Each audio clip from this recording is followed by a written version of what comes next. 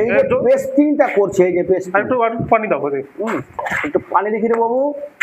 এই দেখেন, এই যে পেস্টিংটা আমি করছি, এই পেস্টিংটা করার ভিতরে মেলা কিছু ব্যাপার আছে। এই পেস্টিংটা যদি আমি নাও করি, পার্টি কিছুই জানবে না যে কেন করছে, কি কি ব্যাপারে করছে। কারণ পার্টিতে দেখবে আমার কাজ হয়েছে কিনা।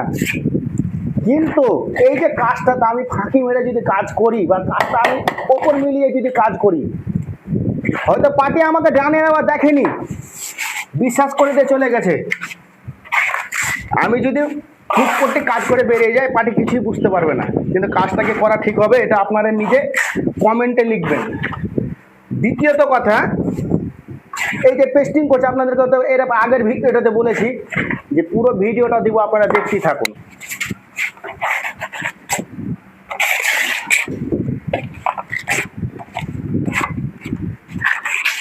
এটাকে স্টপ করো ভিডিওটা।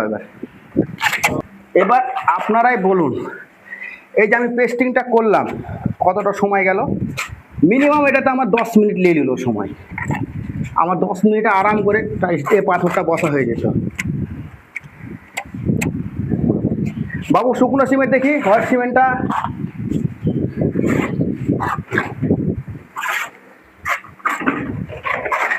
এটা করে আমাকে আরো 2-3 মিনিট দাঁড়াতে হবে, কারণ ওটা টাইট হওয়ার ব্যাপার আছে। ছাড়ো, এটা টাইট হওয়ার ব্যাপার আছে। এই যে দেখতে পাচ্ছেন, আমি এটা দিচ্ছি কেন বলেন তো, যাতে হোয়াইট সিমেন্ট আমার তাড়াতাড়ি টাইট হয়। ঠিক আছে, এই জন্য এটা দেওয়া। আর এই কাজটা হবে এ কোয়ালিটি। এবার এটার জন্য পার্টির কাছে আমি ডাইরেক্ট পয়সা চাইবো যে আমাকে 2-5 টাকা ভাই ধরিয়ে দিতে হবে, আপনার কাজটা আমি এভাবে করেছি। এবার পার্টির ভিতরে যদি ইনসানিয়াত থাকে, সে যদি মানুষ হয়, অবশ্যই ধরিয়ে দেবে। এটাই বলবো সকল মিস্ত্রি ভাইদেরকে, কারণ যারা জানে না, পার্টিতে সবাই জানে না কোন কাজটা কিভাবে হবে। তা আমি যেটা দিলাম, এই ভিডিওটা ওই উদ্দেশ্যেই দেওয়া, যাতে বুঝতে পারে যে কাজটা আমার 2 নম্বরই ভাবে হচ্ছে না রিয়েলিটি 1 নম্বরই কাজ হচ্ছে।